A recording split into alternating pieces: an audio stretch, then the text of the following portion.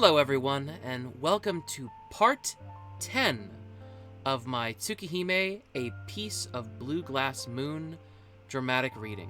For those of you who are unaware, my name is BerserkChip. I do dramatic readings of visual novels where I read them audiobook style, similar to Jim Dale's Harry Potter audiobook series, or similar to like Benny the Comic Historian on YouTube, if you're familiar with any of that. Last we left off, Shiki was at Arcueid's apartment, healing her because she got a pretty big injury from fighting Vlav, who, thanks to my Twitch followers, or Twitter followers, decided that he should sound like Christopher Walken. Now, I don't know if I'm gonna do that if he shows up again. I'm probably gonna.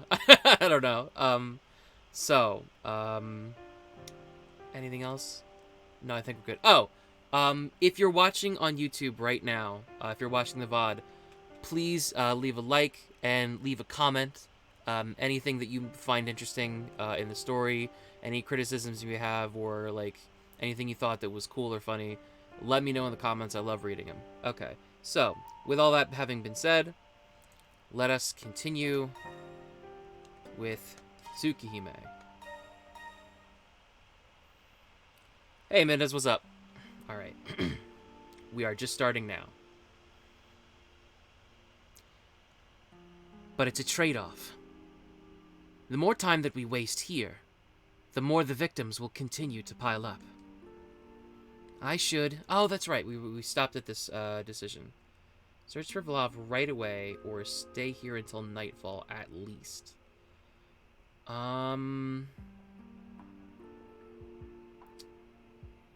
Right, so I don't remember if this was specifically a choice in the original. Because no matter what, you fight Nervensker at night in the original. So, like, waiting until nightfall... I don't know. Because if you search for him right away, and you find him... My guess is that he's holed up somewhere dark, so fighting him during the day isn't really going to be helpful.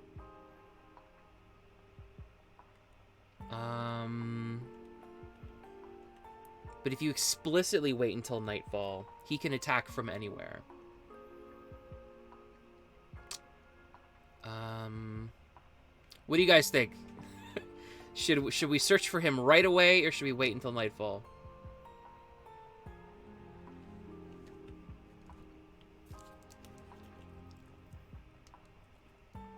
Give you a couple seconds at least. Let's see.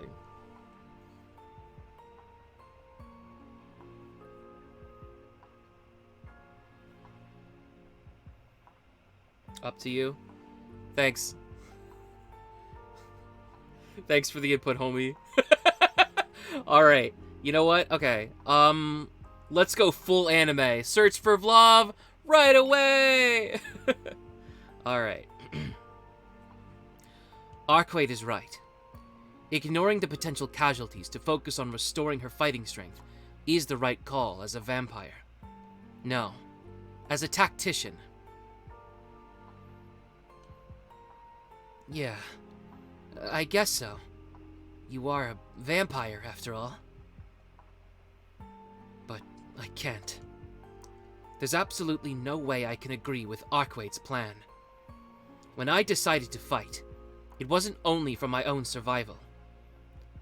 I understand your point of view.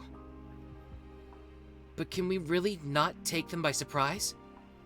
You said that sleeping dead apostles are cautious, but how dangerous can that really be? I think about how Arcueid looked yesterday. She was completely defenseless while asleep. Other animals may be vulnerable during sleep as well, but in her case, it borders on carelessness. She was just like a machine, cut off from its power supply. If Vlav is the same, we may have a chance of victory. I can't even get close to him normally, but if he's asleep, I've got a surefire way to kill him. How dangerous? It's like laying siege to a castle. Dead apostles build strong fortresses and sleep deep within them. Everything from the main gate to the bowels is guarded by retainers, so it would probably be nighttime by the time we break through. By the time we break through? Would it be difficult for you to attack Vlov's castle, even at full strength? Don't take me so lightly. If I were in top form, I would have crushed his castle head on. Though, he'd have just run away if I did. Experienced dead apostles prepare their escape route in advance, and if an individual stronger than themselves approaches, they'll flee at once. If an individual stronger than themselves approaches. In other words, if it's a single insignificant human, then there's a good chance that he'll continue sleeping without being altered. Or alerted, rather. It's an advantage that Arcueid doesn't have, but I do. It takes a lot of firepower to destroy a castle, but a bit of poison is all it takes to kill a single living being. You're right, I get it. It's gonna be difficult for both of us to attack together. But is Vlov's stronghold really that dangerous? As in, how big is it? How many minions does he have? That kind of stuff. Around lower middle in terms of difficulty. It's more of a maze than a castle. And it's only a department store after all. Yeah, I'm pretty sure that's the entrance. I'm certain about that. A department store? That's not a technical term used by vampires that I can't understand, right? Does she really mean the sort of department store where people go shopping? Yeah, the big one in front of the park at the north gate. It's well hidden, but it's the nest of the dead apostle. I think the food is being sent to the suzerain through it. It's really in the department store? No, more importantly, this means there's a vampire nest right in the middle of the city? What? I wasn't the one who set it up. Ants and bees nest in your house, don't they? It's the same idea. Dead apostles and parasites that live off of human blood... Oh, excuse me. Dead apostles and let me try that again. Dead apostles are parasites that live off of human blood, so it's simply efficient for them to locate their homes close to human cities. I turn away from Arcueid, who says such a thing as if it were obvious. I'm even more determined now. I'm not going to let a pest like him skulk about under my nose another second. All right. Arcueid may not be able to do anything, but I can, so long as I do it alone. Alone? That seems like a really bad idea, though. We'll wait until your strength returns. Relieved by this plan, Arcueid soon fell asleep. I watched her until I was sure she was asleep, then left the apartment. My destination is obvious. It's the department store in front of the station where Vlov's stronghold is. This seems like an exceptionally stupid plan, actually. The area in front of the station is no different than usual. Advertisements and goods are on display up and down the colorful shopping district. People come and go, occasionally glancing at the shop windows as they pass by. At the center of the bustle stands a large, familiar department store.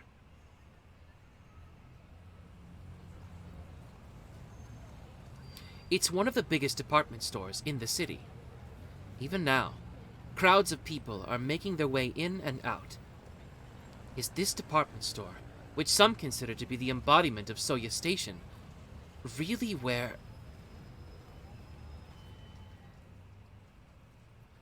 This place is prime real estate in front of the station. There's no way any vampires are lurking here. Even so, I don't think Arcueid was lying. She's got no common sense. but her judgment and information are accurate. It may be precisely because she's not bound by common sense that she arrived at this improbable conclusion. Come to think of it, Arihiko did say that some strange rumors were circulating about the North Gate. There's a part-time job that anyone can do, and it pays well. It's an urban legend with no credibility, a transparent ploy that almost certainly spells trouble. If it's persisted as long as... If it's persisted... let me try that one more time. If it's persisted this long on the internet, neither disappearing nor going viral, it may be because it's not totally a lie. There's no one who can testify to the details of this part-time job. It's also unclear whether anyone has actually done it. Nevertheless, rumors about this part-time job continue to circulate. Nobody knows how many people are receiving these messages, but they're definitely still being sent out. In other words, regardless of the authenticity of the content, there's still someone out there who requires outsiders. Give me just a second.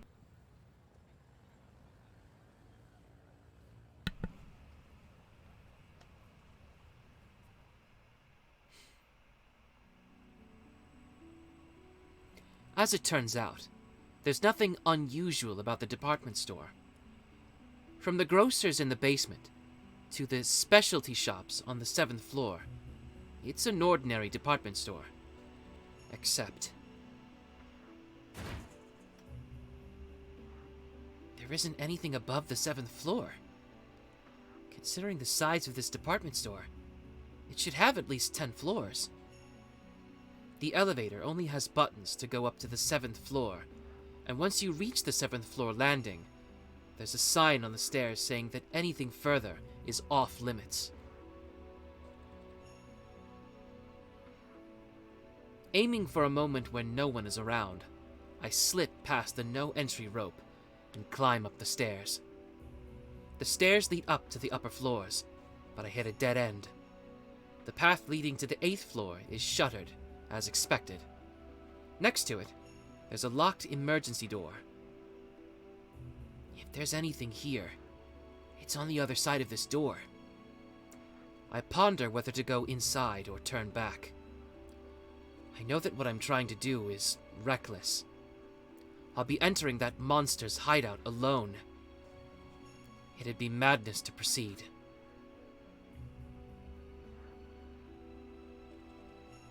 That's been drilled into me over and over again at this point. It's okay. I should be able to do it. I clutch the knife hidden in my pocket. If push comes to shove, I've got my eyes. I considered running to the police and explaining the situation. It would definitely be the safest option. But what would that achieve? My objective here is to kill him. How is a killer supposed to be able to persuade the police to help him? There's no way such natural adversaries could share a common purpose. I'll just scope it out first. If things get out of hand, I can go back to Arcueid's room. I take off my glasses and kill the lock on the emergency door. I swallow nervously, feeling the saliva trickle down my numbed throat. After taking a deep breath to calm myself down, I slink up to the floor where the lights had gone out. The entirety of the 8th floor is pitch black. It's only natural considering that the lights are off, but it's still very unexpected. It's daytime. Even if the power is off, the floor should still be bright from the sunlight coming through the windows. However, each and every window is blocked from the inside by something that looks like an iron plate. This is too much to simply be anti-theft measures. The iron plates are attached with bolts and cannot be removed by human strength alone. Even the small window in the bathroom has a plate bolted over it. It's like a pathological obsession, and yet the work is messy. The size of the steel plate doesn't quite match the size of the window, so some sunlight still slips through the cracks. Rather than being here to prevent intruders from entering, I can only see it as a measure to prevent someone inside from escaping. Or am I simply overthinking it? And these are just blinds. Even so. Isn't this place too clean? Even though there's dust everywhere in the hallway, I can't smell anything foul or spot any strange objects lying around. This floor is probably just under renovation. I don't see anything that's reminiscent of the disaster that happened at the hotel. The 9th floor is clean too. Maybe Arcueid was off the mark. I slightly release the tension in my nerves, not realizing that letting my guard down even a little might prove fatal. I head up to the 10th floor. And then, at that moment... Huh? Who the hell are you? And what are you doing? Waltzing into someone else's house like that? I square up at the sudden sound of someone speaking. At the entrance by the top of the stairs stands a duo with flashlights. I observe them, squinting into the light. They're both male, and around the same age as me.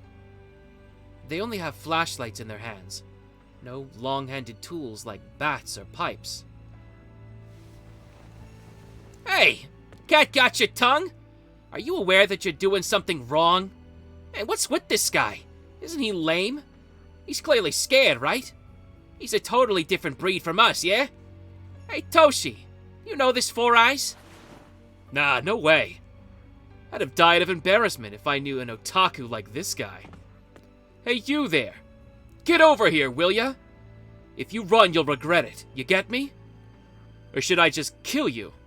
The law says I can kill you for trespassing. The duo laugh, but don't move away from where they stand, in front of the elevator. Don't run away, they said, but I didn't even consider fleeing via the stairs.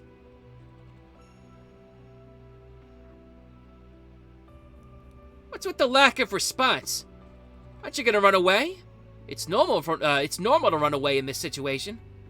Toshi, isn't there something fishy about this guy? Your face is so nasty. The shock was too much for that Four Eyes. Hey, that's it, right? You're just confused, huh? Why are you messing around in an area that's off limits? In the darkness, I thought I saw a dull glint in the eyes of the duo. What do I do? Should I run away or try to talk to them? In the first place, is this really that vampire's nest? Can I confirm that with these two guys? Oh, could it be our lucky day? Hey, Toshi. They said we can do whatever we want with those who we don't have an appointment, remember? Can it, Haru? Just keep your trap shut for a minute. So what's going on, otaku? Was it just on a whim? I'll obtain as much information as I can about what's going on here. I keep a close eye on the movements of the duo. I'm sorry. I heard that you can get a part-time job here? I say it in a meek voice, keeping a close eye on the man named Toshi. A part-time job, huh? Where'd you hear about it? Only people I've mentioned that, Oh, I see. Only people I've mentioned that to recently are a bunch of stupid girls. I just heard a rumor. Something about how you can get a lot of money by spending the night at an apartment near the North Gate. Well, you're not wrong. I'd really prefer a pair, though. two women, or a man and a woman. It's fine, though. Welcome to the club, Otaku-kun. The recent lack of challenges has been a real pain. If we don't meet our quota, we'll be killed too. Letting out a cackle, the man called Haru circles around to my back. He blocks my path of retreat. Well, I guess it's fine to have a lone guy once in a while. I'll take you to the part-time venue. The man named Haru pushes the button for the elevator. A mechanical sound echoes in the darkness. It seems to be the only thing here connected to power. Get in. I don't know if I should get into the elevator. Once I enter, I'll be locked inside. If the two men were to seize me, I wouldn't be strong enough to resist. I need to be careful here. I should... Oh, fuck! That was fucking hilarious.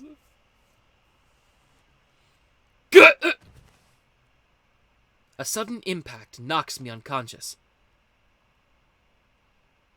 My hypothalamus malfunctions. The automatic nerves controlling my limbs disconnect. Yeah, strike!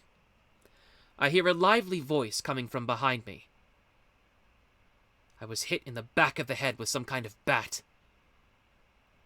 What a pain in the ass. This ain't no time to get all worked up, you shithead.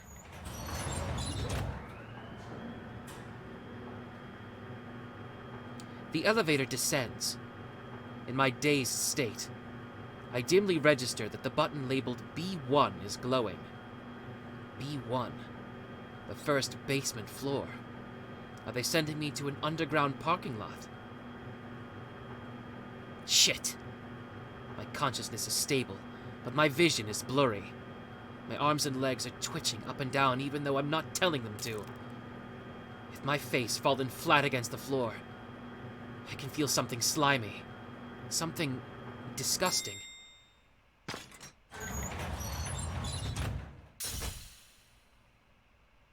As the elevator doors open, we're illuminated by an intense light. It's too bright to see what's going on outside. We're dropping him. Give me a hand. Sheesh. You're skipping P and going straight to M? How ruthless, Toshi. The duo lift up my body, carry me out of the elevator, and lay me on the floor. I half expected them to just toss me out, but they're being strangely careful. Their footsteps recede. The duo get back in the elevator and leave the area. Have managed to scrape through somehow. I'm still alive. It's a serious wound, but not fatal. I don't know where I am, but in a few more minutes, the paralysis in my limbs will subside, and I'll be able to move again. As soon as I can move, I can fight back. This time I'll be on my guard. I'll get a hold of one of those two, and I'll be the one asking... Huh? The last remaining piece of my consciousness freezes in its tracks. What is this place? An atmosphere, slick as a mucous membrane. What is this place? The stench of fat, meat, and blood. What is this place? A myriad of prison bars and living corpses. What is this place? This is not an underground parking space. This is not a place on Earth. There's no way that a cesspool like this could exist in the city that I live in.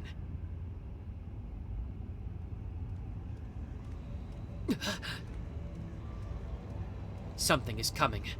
I hear a multitude of footsteps approaching. I have a headache. I feel nauseous. The footsteps are getting closer. My instincts are screaming that if I stay here, I'll be attacked. My legs still refuse to move. A large crowd gradually approaches, the rotten flesh trailing behind them. I can't move. I can't move! My legs won't even budge, even as I cry and pour all of my strength into them. I crawl along the blood and feces-stained floor with my hands. I need to do something. Anything! I need to get out of here as soon as possible. The elevator. If I can get back to that elevator, I'm sure I'll be able to return to the normal world. I need to hurry. I need to hurry. Faster. Faster!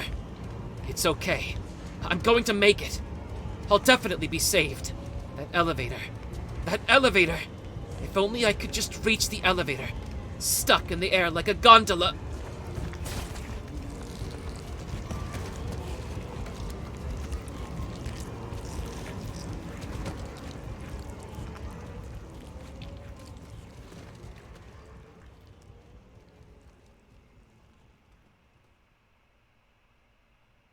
Oof. Okay. See, this is what happens when you let me pick. I'm stupid. Okay. Sure. I mean, it's pretty obvious what I did wrong, but okay.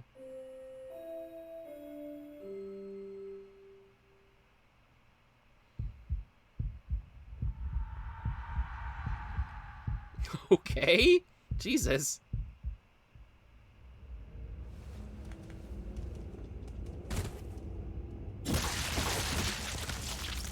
Oh no, I recognize those ears.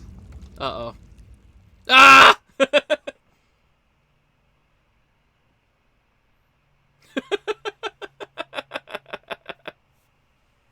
Alright, let's just go back to, the thing.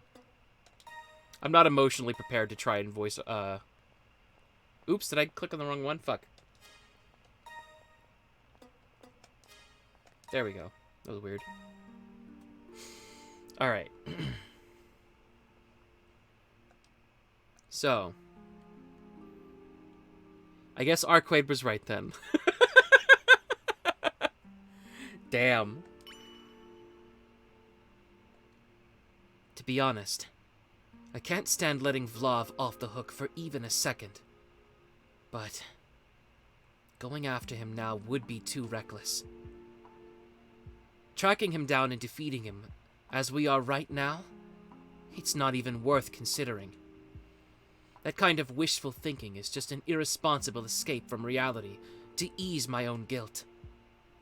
I need to collect myself. I have to if I really want to defeat that vampire. I understand that if I truly wish to reduce the number of casualties, I've got no choice but to wait here. But still, 3 days is far too long. Arcueid,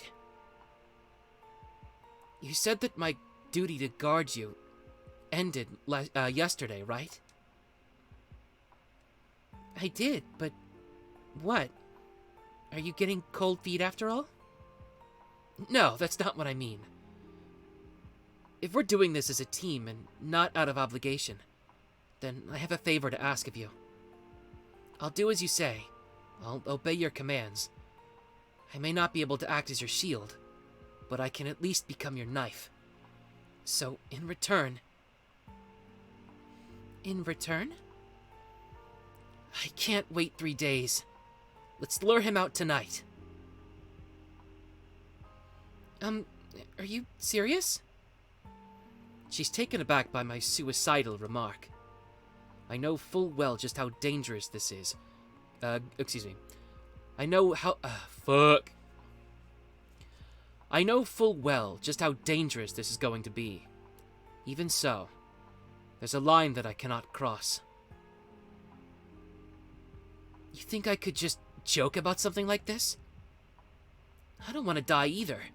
Just hear me out. If you rest until tonight, could you defeat Vlav if you had the help of my eyes? She's the only one who can answer that question. So, If she says that it's possible, then I'll bet it all on that chance. Let's see. If you move exactly the way I tell you to, then I guess we would have the upper hand. Are you really sure about this, though? It'd be much safer to just wait 3 days, you know. I know. But this is about as much as I could take. I can't wait any longer. Well, if you say so. It's honestly pretty unlikely that we'd be able to avoid him for 3 days anyway. So I guess from here on, this is a strategy meeting. Where do you want to fight, Shiki? Huh? Wait, hold on. Are you really okay with this? I couldn't help but seek confirmation. I didn't think that Arcueid, someone who takes battles seriously, would listen to my request so readily. Like I said, if you say so. Either we stay on the run for 3 days, or we find and kill Vlav tonight. Both options have the same chance of success. The only difference is how likely you are to make it out alive. I see. Thank you, Arcueid. I'd advise against it, though. You really are a mystery, Shiki. I've intentionally reduced my own chances of defeating Vlav. It's only natural that Arcueid wouldn't understand. She's someone who values efficiency and certainty. But even so, she didn't veto my idea. I wonder if it's because she respects my feelings, or if it's because the odds wouldn't change either way. Well, in any case, I'm grateful that she's on board at least.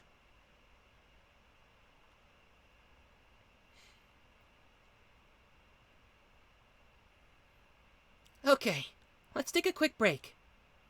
You must be hungry, right, Shiki? Do you want seconds of what I made earlier?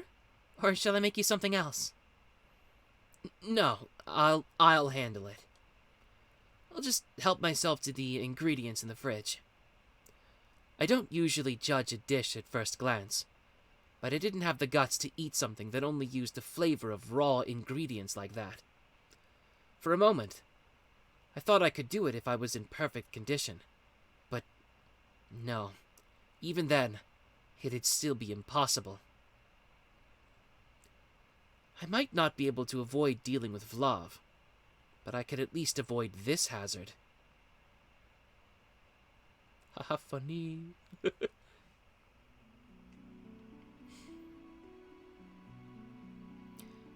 After eating a light meal, I resumed my conversation with Arcueid. She then bursts into flames. No, I'm kidding. The question of what we're going to do has been settled. All that remains is to work out how we're going to do it. The problem is those flames. Until we come up with some sort of countermeasure, neither of us can get close to him.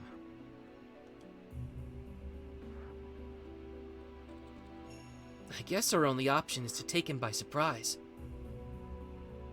It seems like you're the one he's after. We should have you act as a decoy and lure him out. While you do that, I'll hide somewhere, and then jump out and attack him from behind, while he's still focused on you.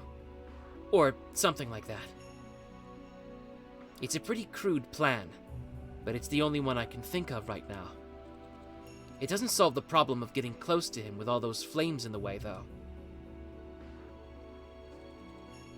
Yeah, I think a plan like that should work. I'll be the decoy, and you'll be the one to take him out. It doesn't matter how much energy he has in reserve if you're the one who lands the finishing blow. There are still other problems, though. Leaving me aside, you're the one who's going to fight him head-on. What are you going to do about those hand-like flames? Well, that shouldn't be a problem. As soon as I got hit by them, I could tell that Vlav's flames are only about 3,000 Celsius or so. If I rebuild my body to be more heat-resistant now, I should be able to withstand them no problem. Uh-huh. Back up. What does she mean, only 3,000 degrees Celsius? Isn't that hot enough to melt rocks?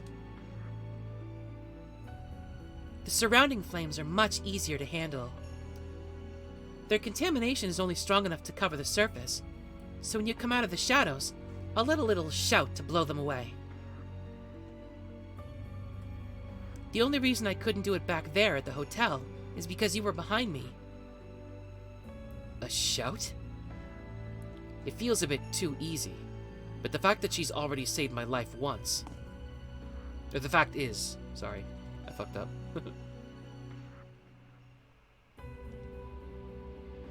Yep, that pretty much settles it. First, I'll be the bait and lure out Vlav. Meanwhile, you find somewhere to hide. Then, when he appears, we'll fight for a little bit. I'm not strong enough to defeat him as of tonight, but I can at least put out the flames around him and hinder his movement. What do you mean, hinder his movement? Don't tell me that you're gonna grab him and pin him to the ground from above or something. I'm not gonna do anything that uncivilized. It'd be futile to hold him down directly. Besides, I've never done it before. Nor do I feel the need to. I see. In that case, how do you plan on subduing him? Exactly how will depend on the location. But the long and short of it is, I'll be using chains. Chains? You mean like metal chains? Yeah, you know, something like this. What the... My hands are bound by chains all of a sudden.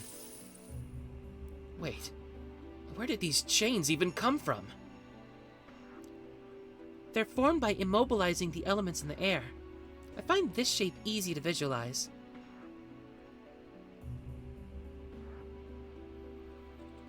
As for how strong they are, at the moment, each chain could probably hold about 100 tons? I'll pile a couple dozen of these on him, which should cut off his movement for a little bit at least. I'll try and restrain him by just wrapping the chains around his limbs, and leave his torso and head visible. That way you have something to aim for when you go in to cut his lines of death. Okay, I get it. Can you please untie me? I can feel my hands getting ripped off. They're gonna be torn off before I can even fight Vlav. The chains that had suddenly appeared begin to fade away, disappearing as if vanishing into thin air. Once again, I'm forced to contend with the sheer ludicrousness of Arcueid's existence. Still, if she can create those chains at will, she should have no problem pinning She should have no problem pinning Vlav down for a bit.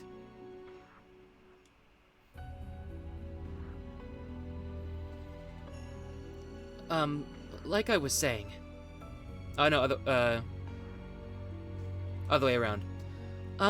Like I was saying, if I see an opening while we're fighting, I'll bind Vlav's limbs with my chains.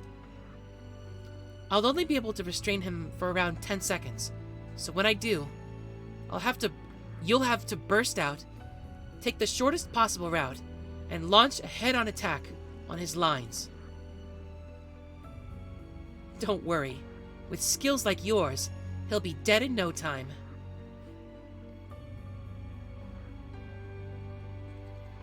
What do you mean, head-on? Arcueid said it casually, but I'm pretty uneasy about all this. No, we shouldn't base our plans on something we've never tried before. On second thought, I'll find some way to approach him from behind, and cut the lines on his limbs. If I do that, he won't be able to move around anymore. That way, there'll be no need for Arcueid to fight him. The choice to fight should only be made if my surprise attack fails. With that in mind, I look at her face. Shiki, if you do that, you'll die. Huh? This is not a matter of how to do things safely. We're not talking about how to avoid death. We're talking about how to kill. Well, it's true, I guess. You're about to go up against a vampire. That's why you must throw away your sense of morality. Even if it's just for tonight. Carrying around that burden will only weigh you down when the time comes. That much I can understand. Our opponent is a monster, after all. Which is why I'm willing to lend a hand. No, you don't understand at all, Shiki. Cutting off a limb? You should give up such a suicidal act. If you have the time to cut off a limb, you should use that time to sever the life instead. It would be different if he were any other creature. But this is something only you can do. Do you get it? Don't give Vlav a chance to fight back. The only advantage you have is that he doesn't know about your ability. The look in Arcueid's eyes leaves no room for argument. Her red eyes assert that fact. If you miss your first shot, there won't be another chance. She's right. It's just like she said. While I leisurely waste my time cutting off his limbs, my body will be completely reduced to ashes. Vlav will show himself when night falls. When that time comes, you and I must both go into with the intent to completely massacre him. Don't think about how you can come out of this alive.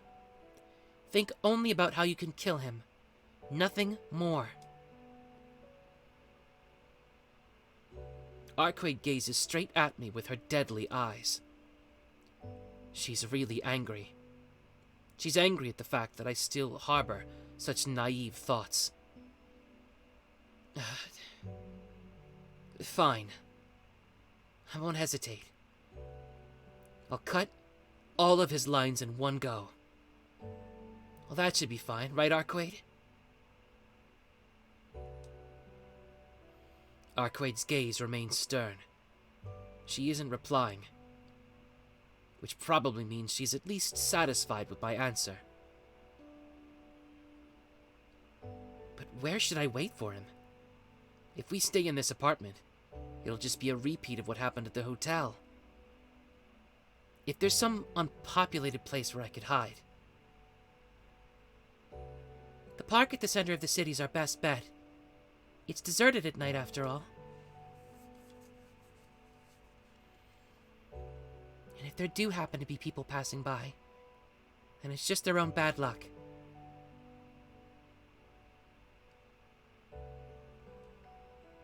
Arcueid turns her back and diverts her gaze.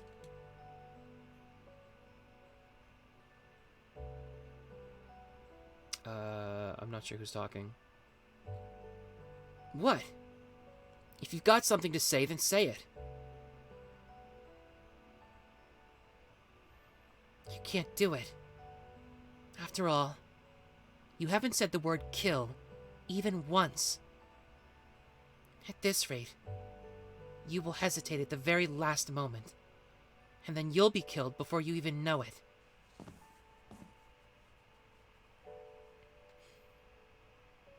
As if that would happen. That guy's a monster that killed over 100 people. There's no way I'd hesitate to kill him. Arcueid breathes a tiny sigh.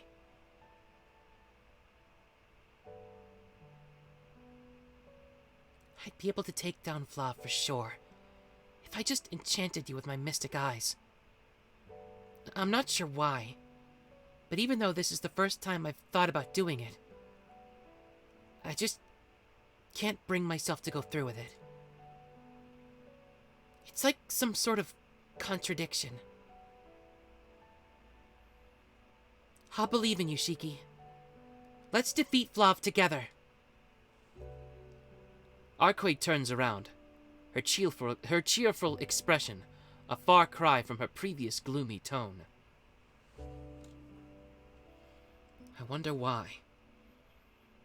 Even though her eyes are filled with trust, I can't help but sense a terrible apprehension in her smile.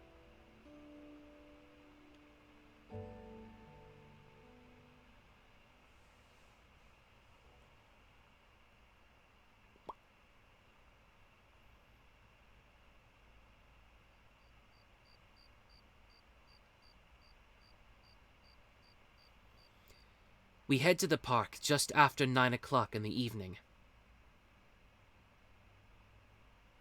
This is very important, so maybe I should just explain it one more time. Long-lived dead apostles have superpowers that weaponize their very existence. In addition to the basic ability, In addition to the basic abilities of bloodsuckers, these individuals can drink blood in order to gain something similar to a special curse. Vlav is a dead apostle who has reached that stage. Defeating a dead apostle means overcoming their superpower. Humans don't stand a chance against Vlav without a means to extinguish those flames. That's why you need to keep clear of him until I go and break his curse.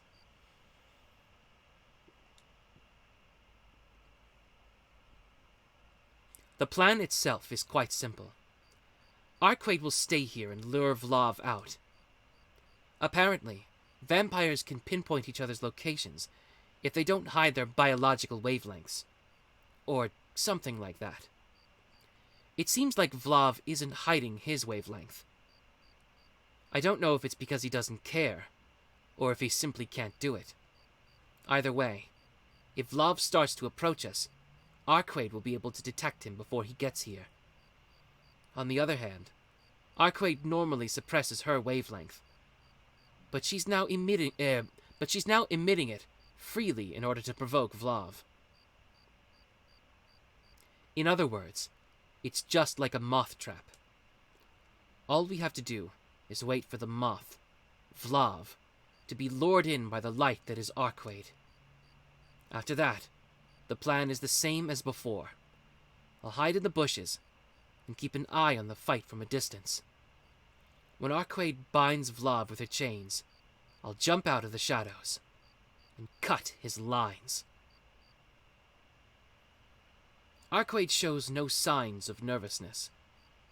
She's just blankly staring at the sky in the bed. Excuse me, let me try that again. She's just blankly staring at the sky in boredom. But the same can't be said for me. My hand unconsciously grips the knife hidden in my pocket.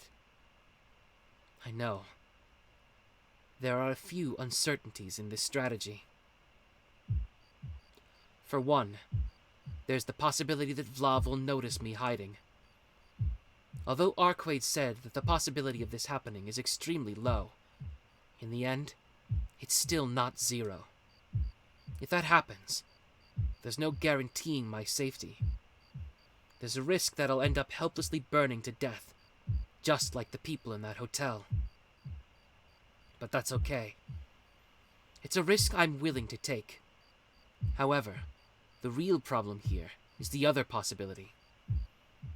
The possibility that Arcueid will fail to restrain Vlav. In other words, if Arcueid loses. If that happens, it'll all be up to me. Stopping Vlav and saving Arcueid. It'll all be riding on this single knife. That vampire. Can I really oppose those cursed flames all by myself? Just thinking about it makes my limbs tremble. I'm gripping my knife so hard that it's making my fingers hurt. An indescribable fear. I myself don't even know what's causing this feeling. Are you scared, Shiki? When I snap out of my thoughts, Arcueid is standing right in front of me. How pathetic. She must have noticed that I was trembling. Yeah, I'm scared shitless. Just the thought of that vampire getting any closer makes me want to cry. Huh? But Shiki, you aren't crying. That's because I'm holding it in. Try to understand, idiot. She really is insensitive. It'd be nice if she could understand me, even if just a little.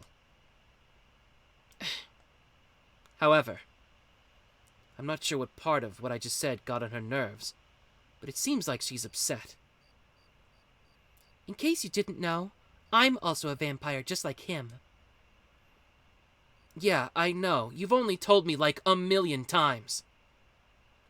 Like I said, I'm also a vampire, shouldn't you be afraid of me as well? Based on what you've said so far, I'd have expected you to think of me as a disgusting monster. Huh? Now that she's pointing it out, I'm a bit surprised. She's absolutely right, but you're kind of different. After all, you've never even drunk blood before, so it's okay.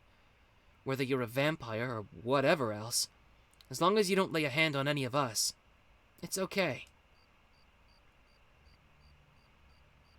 I see. That's one way of thinking about it. I don't know if she understood it or not, but she makes a non-committal sound and drops the topic.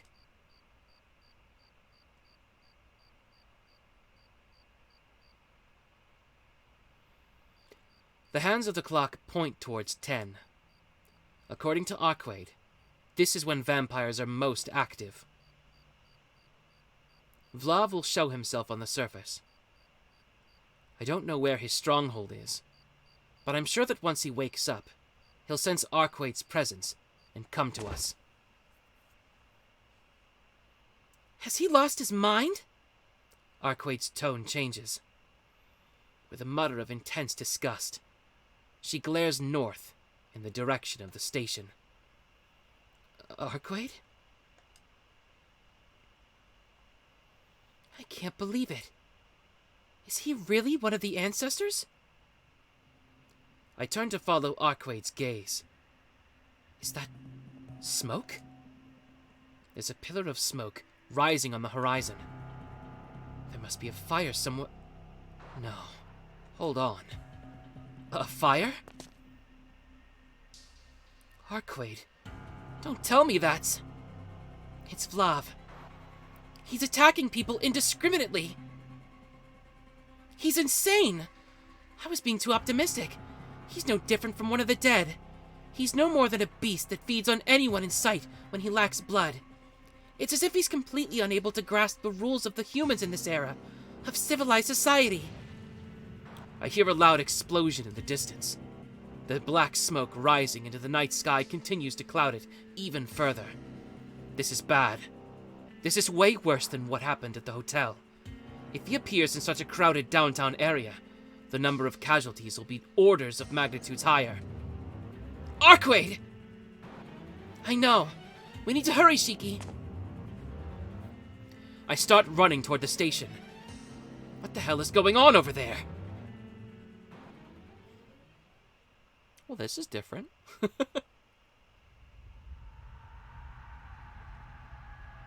The man wakes up in excruciating pain. Deafening agony. A clashing sound, like scraps of metal in a blender. At his unearthly screams, even his followers tremble in fear.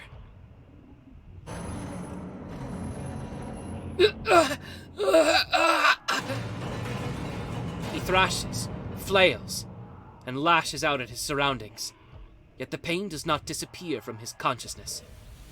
The skin on his fingertips has been torn to shreds. Acid oozes from the core of his bones, melting his body from the inside out. Every few minutes his heart becomes necrotic, and each time it regenerates, the pain reappears along with it. This torture will never end as long as he lives. His only release would be death, but even that salvation was lost long ago.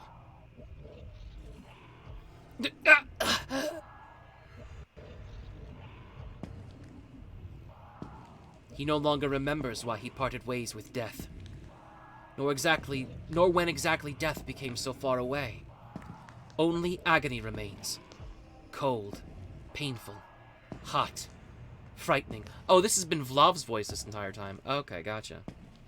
All that remains in his mind are those bestial screams. He recalls that he came to this land in order to chase something, in order to kill. I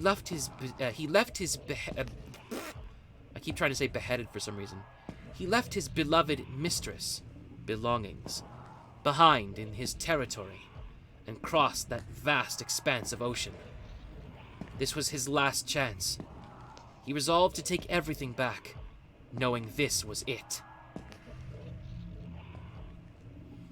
But what exactly was it that made it his last chance?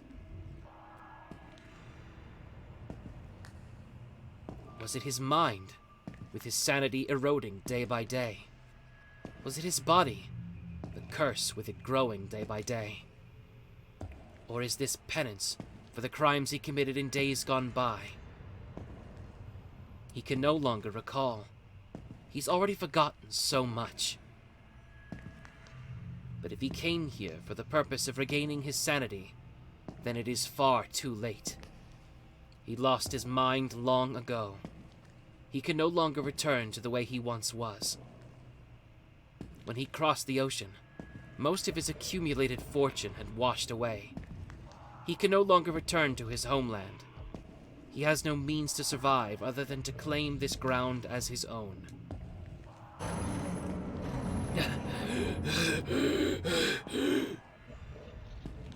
It doesn't matter. Nothing that led to this matters. In this moment, all he craves is blood. His throat is freezing. His skin is parched. His soul is starving. He needs warm blood as soon as possible. He wants to bathe in human blood as soon as he can. Such trifling questions as, where am I and what am I doing, are drowned out by the desire for blood that burns in his heart. He walks through the darkness, marching with the dead in tow.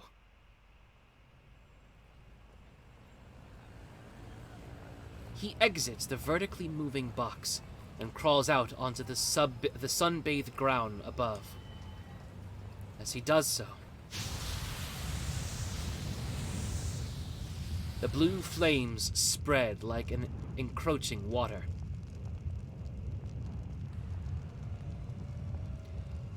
Not a single creature, human, senses the danger that now dyes the land. Even as the man shrouded in blue mist wanders onto the crosswalk against the light and is hit by a van. Even as the ghouls that accompanied him grab pedestrians by the shoulders, push them to the ground, and the grisly sounds of their feasting begin to fill the air. Even as the people raise their voices in shock, none of them give it their all to run away. By the time they realize that this isn't just someone else's problem, that this bizarre spectacle is bearing down on them as well, they have already lost their chance to escape. The van that should have run the man over is instead split in two upon impact. In less than a minute, the pedestrians who had been pushed down by the ghouls become nothing more than leftovers. The flames that have already spread throughout the area burn the legs of the people attempting to flee, reducing them to nothing more than a crawling meal. This is the beginning of pandemonium. Why, in the midst of it all, a faint sense of reason stirs in his brain. The dazzling light makes him squint. His thoughts, smeared with pain, begin to spin with exceeding discomfort.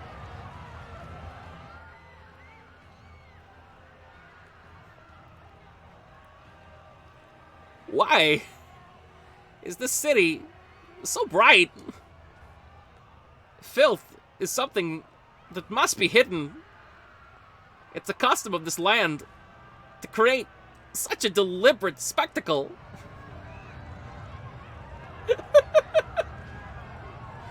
An abundance of fruit, humans, lies before his eyes.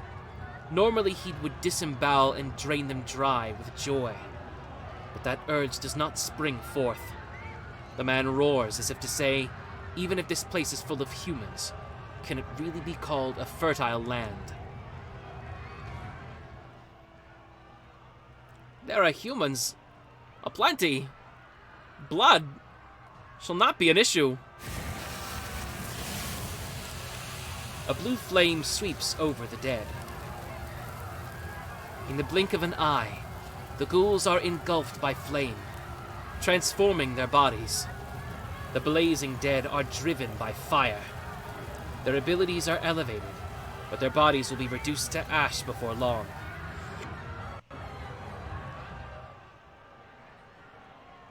However, I'm not interested in the blood of these swine. His visceral disgust only intensifies his curse. Blue flames that only burn living beings flood the street. A river of flame gushes forth and begins to flow.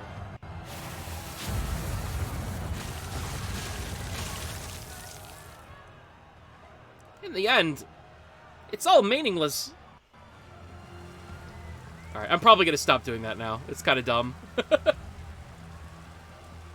He crushes the flame-grilled fruit beneath his foot and accepts the gushing blood shamefully.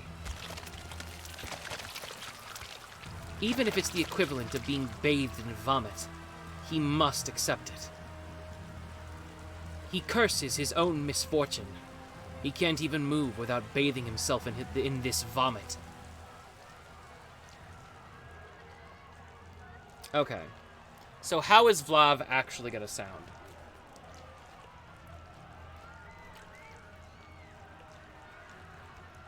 Let's see.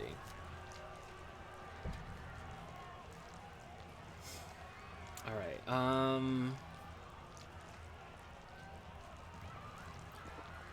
all of this radiance, and all of this prosperity, it means nothing to me.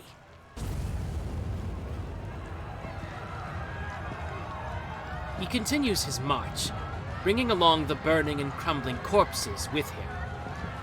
He does not remember his ultimate goal, but until he can, there is only one thing left for him to do. He comes to the realization that this endeavor was worthwhile after all. Suffer and die, he laughs. A gluttonous city like this deserves an unsightly end.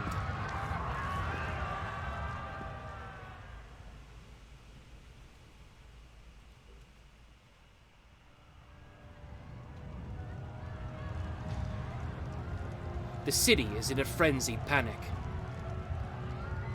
I run through the crowded streets. Even from here, I can see the fire coming from the front of the station. The screens outside broadcast the breaking news on repeat. A fire has broken out in the vicinity of Soya Station's north gate. The trains have been suspended, and the people who are visiting the downtown area are frantically running for their lives. A news anchor covering the emergency is on the screens. It's an interview with a high school girl who's just escaped from the fire. It's hot. It's hot. Hey, why is it so hot? My friend, Yuka, she was eaten by them. They even got my arm. It's like they're moving even though they're dead. They're laughing even though they're burning. Her words were treated as shock-induced delusions. The fire is spreading even now, to the point where nearby residents have been advised to evacuate. Despite that, the main street is overflowing with people. Carried away by their curiosity, people have surrounded the area from a distance, observing, filming, relaying the situation to their closest friends.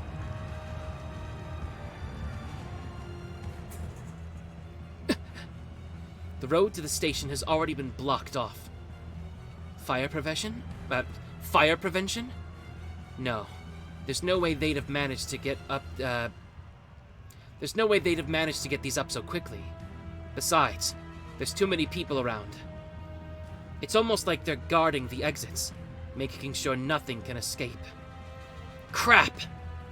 Either way, we can't get through. If only we had some type of knife and an ability to see lines of death that would allow you to cut through things. Damn! Shiki, over here! She vigorously pulls my hand.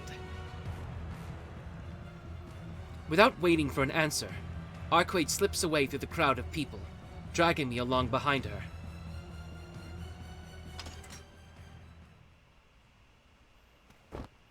Hang on a second! Why did you drag me all the way here? I shake my hand free. As Arcueid looks up at the wall of the building, she says, "Yeah, this'll do." This is my first time flying with another person, but it shouldn't be an issue if we're only gonna go this high. Huh? She moves without hesitation. She grabs my arm as if it were pinning me down, and then... We're going to fly! Hold tight, Shiki! Wait, she just said something completely outrageous. Ah! Ah! Ah! We're flying. No, we're jumping.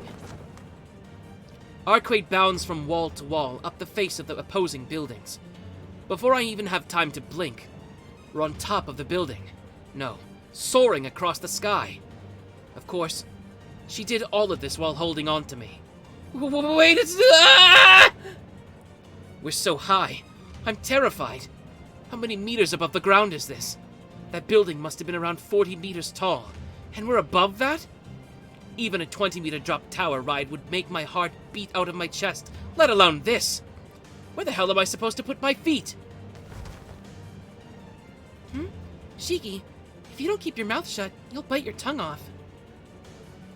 Tilting her head in confusion at my screams, Arcueid ramps up the brutal pace even further. We leap from rooftop to rooftop, building to building, like a rabbit hopping on the surface of the moon. I endure this surreal experience with gritted teeth. Just as I'm starting to enjoy it, Arcueid finally stops leaping.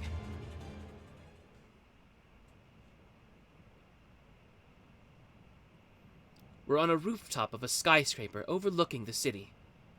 We've landed in a hanging garden, one that was not originally designed for humans to enter. You! What the hell was that about?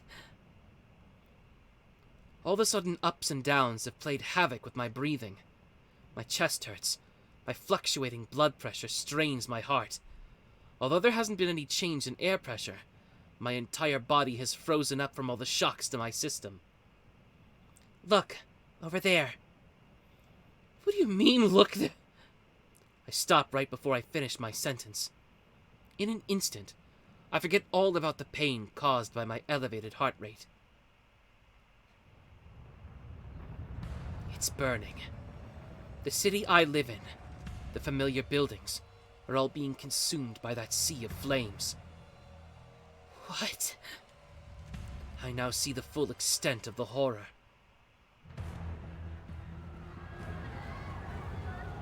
The main street is wrapped in a red veil.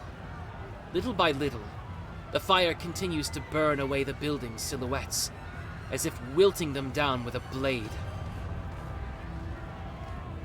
This is truly a river of fire. Within it, a man is ceaselessly devouring. He bathes himself in the crimson rain, slaking his thirst. There are several people in front of the man. They're the police officers who were setting up the barricade. The officers raise their pistols and fire in unison.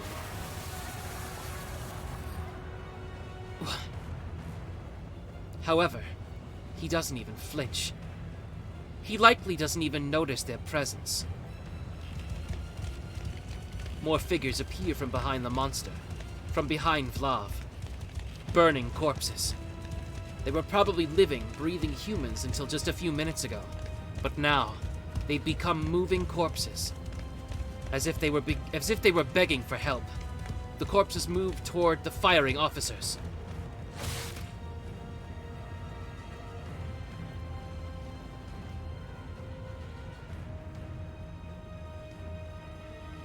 What the hell is this? Emotionless words leak from my throat. I didn't even have the chance to look away. The sense of duty and urgency I had while running toward the city have been wiped clean.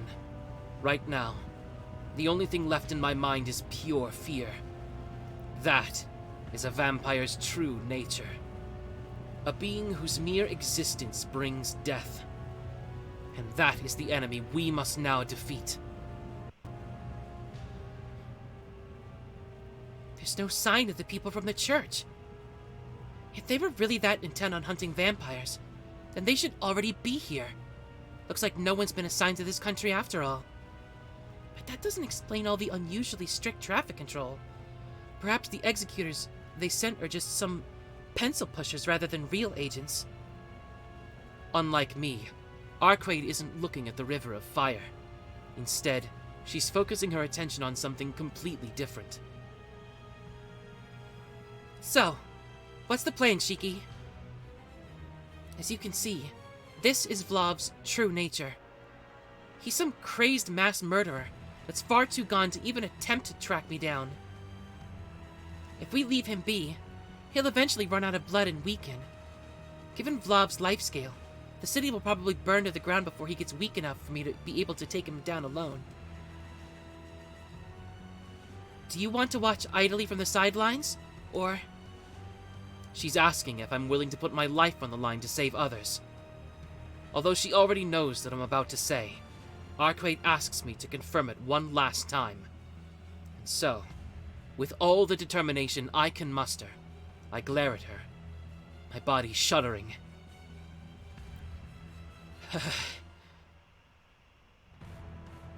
Oh, no, that's her talking. It seems like there's no changing your mind, huh?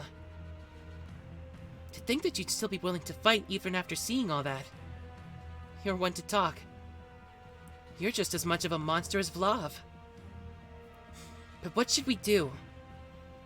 I don't mind starting with things the way they are, but... Starting with things the way they are? Is she saying she can move the battlefield? No. That she can transform it? You mean to say that you can do something about this situation? Yes, if all goes well. I don't want to attract any attention either. I beg you, please go in and fight him right now! Understood. In that case, I'll drop them all underground. There seems to be some kind of hollow space underneath. Wait, she's going to drop all of them underground? No, there's no time to be asking questions. Right now, we need to get them off the streets as fast as possible. But don't forget our promise. Make sure to follow after me. My mind just can't keep up with all these surprises happening one after the other.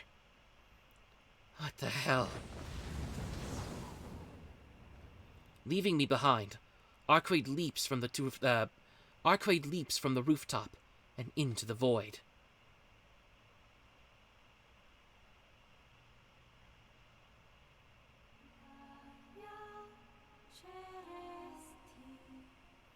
A white flower, dancing in the wind. An air current catches her body as she throws herself from the rooftop. The chains of gravity release.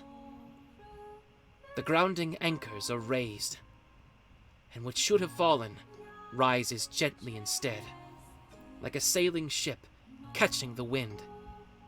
She gambols through the night sky.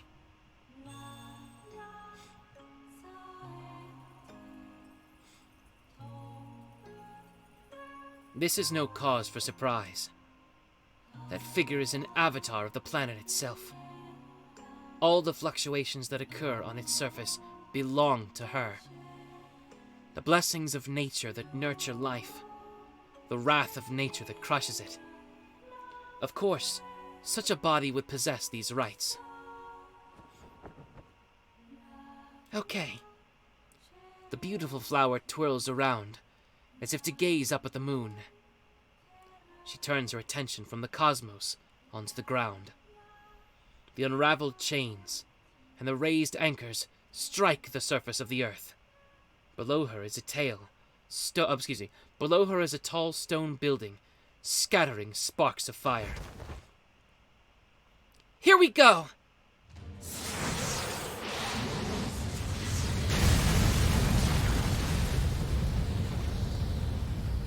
The blossom in the night sky transforms into a falling star.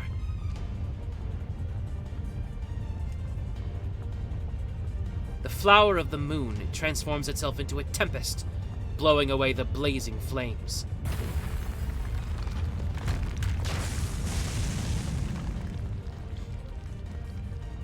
She was just like a human missile. Arcueid descended upon Vlav from a height of 80 meters. No, it was more like she flew into him. While in the air, she took aim and angled herself before accelerating like a missile. Earth and debris billow up into the air. The wind chips up a cloud of dust that scours the area. The river of flame that had been flowing through the downtown area is halted in its tracks by that single blow. It blows away the policemen that had been surrounding Vlav, incapacitating most of them in the process. Half of them are stuck in the head and Excuse me, let me try that again. Half of them are struck in the head and knocked unconscious, and the rest simply lose their will to fight. It's not surprising.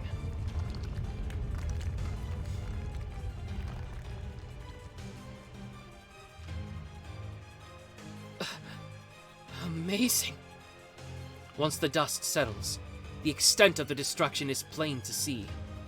Arcueid's rapid descent shatters the ground around Vlav and causes a corner of the north gate, a significant chunk of the downtown area, to sink underground. So this is what she meant by dropping them underground. The land has sunk over 40 meters. It felt like watching an incredible force of nature. Its grandeur is on the same level as the Amazon jungle or Niagara Falls. Don't you know how to restrain yourself, you idiot? Of course, I'm not praising her in the slightest. But damn, that was cool. Was that an accident? Or was that part of her plan? As far as I can tell from the rooftop, there aren't any fatalities. The policemen who were outside the blast radius have tended to the knocked out officers and withdrawn from the site of impact. Fuck 12, by the way. As a result, the entire area is now completely deserted. This method of clearing people out of the way is too over the top. Were those Vlav's flames just now? I don't know if Arcueid missed, or Vlav somehow managed to dodge, but either way, he's still alive. Even after that attack, the monster refuses to go down, as if hunting him down. A white shadow challenges the originator of the flames in a cloud of dust. Make sure you follow after me. Arcueid's words resurface in my mind. I'll have time to think later. Right now, I need to hurry down to the ground level. I run down to the stairs. I cut the lock on the door to the rooftop with my knife. I dash down the stairs, relying on the emergency lights. My resolve, like my breathing, becomes more and more ragged as I go. All I have to do is cut through Vlav's lines. First, Arcueid will fight him, and then restrain him with the chains. After that, it'll be my turn. I'll sprint up to him, cut his lines, and dismantle his body. Arcueid's descent back there was extraordinary, so I believe Vlav can definitely be pinned down. However, but even so, Vlav is in excellent condition. Does Arcueid's previous evaluation still hold? If she happens to be wrong, there's also the fact that she's been handicapped by her wound. In the worst case scenario, I would have to fight Vlav alone. No, that won't happen. We didn't make any plans for the worst case scenario. It's not like we didn't consider it, but there's just no reason to. Because if Vlav defeats Arcueid, the only chance I would have left would be to run away. I reach the elevator. I rush inside and press the button for the first floor. There's no more time for hesitation. There was never any time to hesitate in the first place. I take a deep breath. I give my body a once-over. It seems to be in working order for now. Only the fingers gripping my knife refuse to move. It's as if they aren't even a part of my own body. Could this be fear? Am I afraid of confronting the violence? Of confronting that monster? If that's what it is, then there's no problem. It's only natural that a human being would be afraid of that thing. Afraid of confronting a being that you can't even approach without coming face to face with death. Could you really call yourself human if you aren't afraid of that? That's why. If there was a problem, it would be if I felt more afraid of killing than being killed. My breathing speeds up. My heart is pounding restlessly, like it's detached from my body entirely. I reach the first floor. I adjust my grip on the knife and run toward the newly formed crater.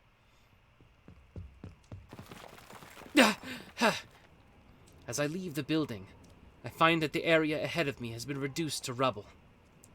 I crouch down and advance, stopping just short of the rim of the crater.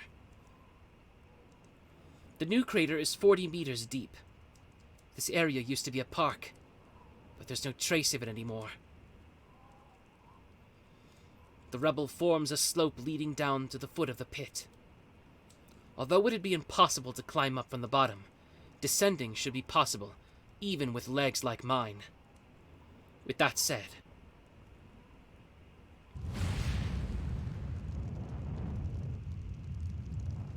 I should descend or I should observe the situation. So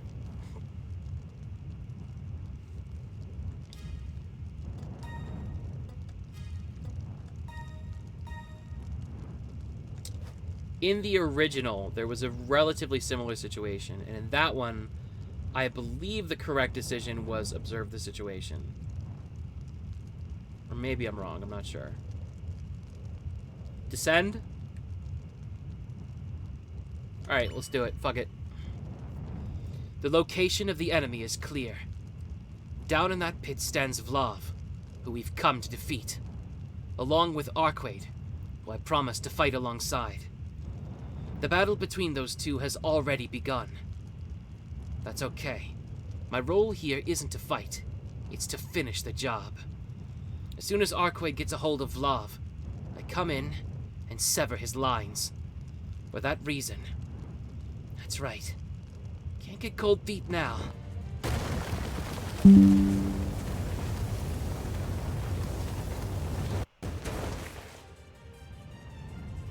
I slide down the slope of rubble and descend into the crater.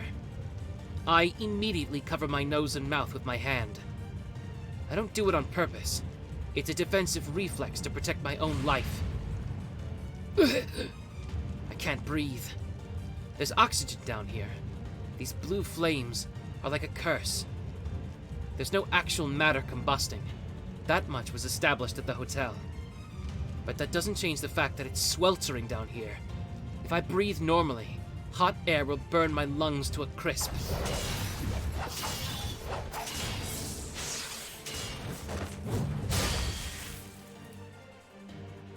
Ahead of me, I can see one vampire in white, and another in a black cloak. Sword clashing with claw. Even in this heat, Arcueid is laying into Vlad with an unrelenting offense.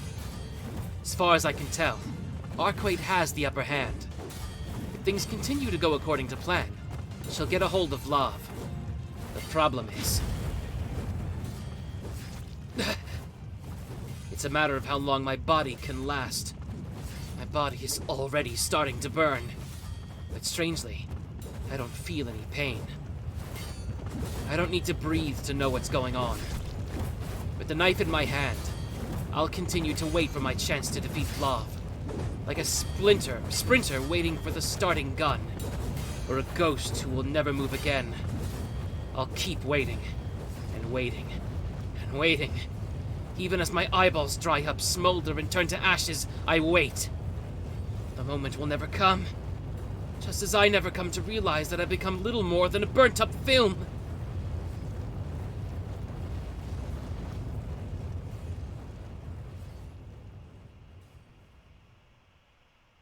damn it!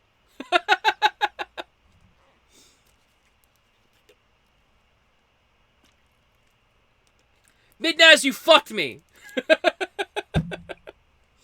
Alright.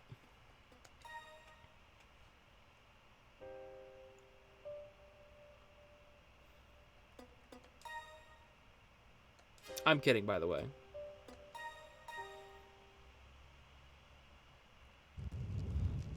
Alright.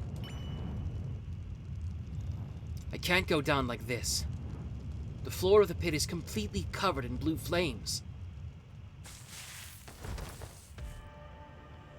A tall vampire stands at the center.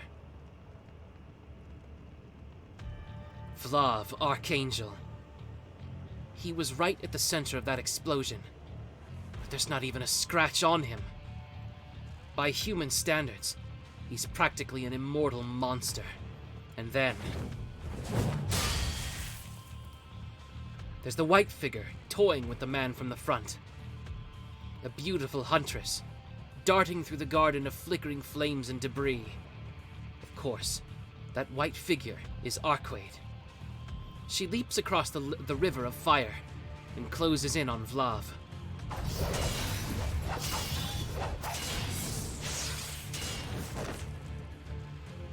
He has a crude yet deadly weapon gripped in his hand. Although it has the appearance of a long sword, the blade is that of a machete. Arcueid, on the other hand, is fighting empty-handed. Using the force of her legs alone, she closes in on Vlav, and then... she exchanges blows with Vlav's machete, using just her claws, forcing the tall figure to retreat.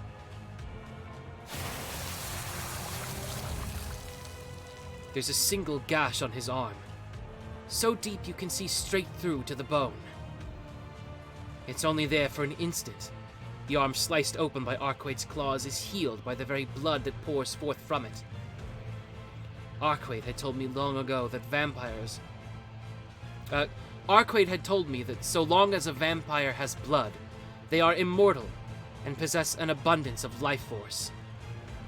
It is exactly as she said. In the blink of an eye, the wound that would have killed a normal creature had disappeared, as though if it were never there. The massive weapon is swung without hesitation. Arcueid keeps her distance.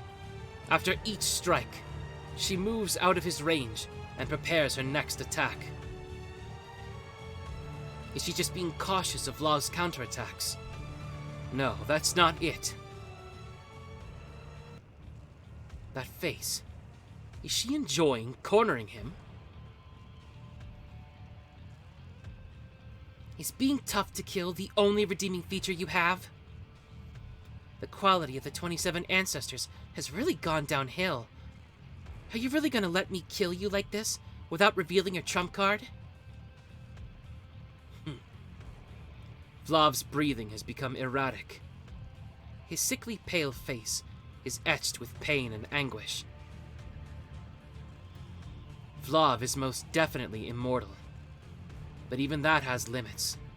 He may seem unharmed, but there's no doubt that Arcueid's dive bombing dealt him a fatal wound.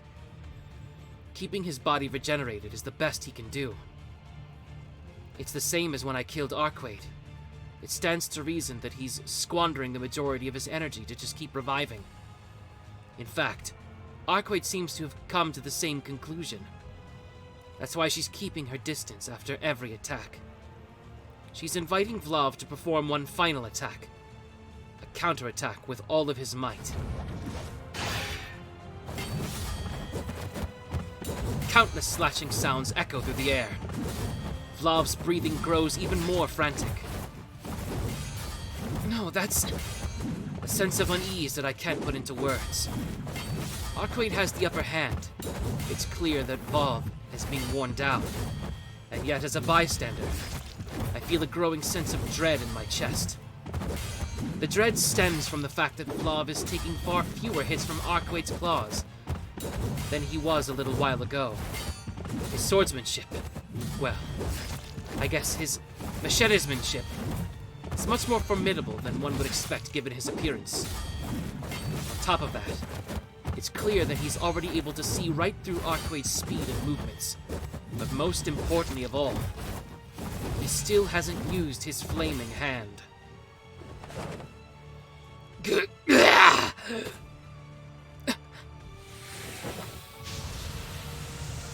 Vlav lets out a roar. With his bellow of rage, the inferno intensifies. This apocalyptic flame reaches a height of several meters. The river of fire spits into dozens of streams. The pit has turned into an underground coliseum filled with a forest of fire. The walls of flame block Arcueid's escape.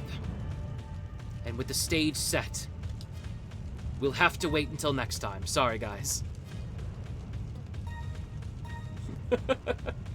That's mean as fuck, but, time's up. Alright. So.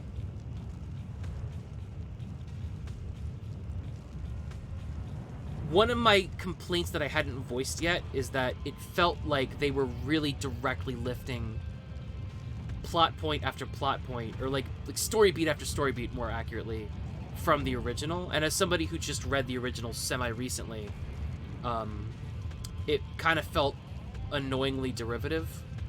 You can kind of get away with it because this is a new VN and people aren't as familiar with Tsukihime, and you'll probably pick up a lot of readers who wouldn't notice that. But it was getting a little tiresome and a little confusing because Vlav is such a different character from Nervensker. So to have the story beats play out the same way was very strange. So him attacking the city was like, that was cool as fuck. That was a nice breath of fresh air, despite the fact that the city's on fire. So this has gotten really, really interesting, and I'm excited to see what happens. Next stream will be Thursday. I'll try to get this edited and put on YouTube somewhere between now and then. So, if you're watching, Midnaz, thank you for being in chat. If you're watching the VOD on YouTube, thank you for making it this far. Please leave a comment for anything that interested you or anything you thought was funny or cool or any criticisms you may have. Follow me on Twitter at twitter.com/BerserkChip, where I post schedule updates and stream highlights and other funny meme content. Follow me at Twitch at twitch.tv/BerserkChip. That's BerserkChip with 2 P's because I forgot the password to my previous account. And of course, follow me on, subscribe to my YouTube channel, youtube.com/BerserkChip, where I post, dramatic readings and at some point other stuff like fighting game content and so on. We will be continuing forward with Tsukihime into the near future. With that having been said, thank you guys so much for watching, and we will see you next time, and we will find out what happens to our friends Shiki and Arcueid as they plunge into the depths of Vlav Archangel's flames.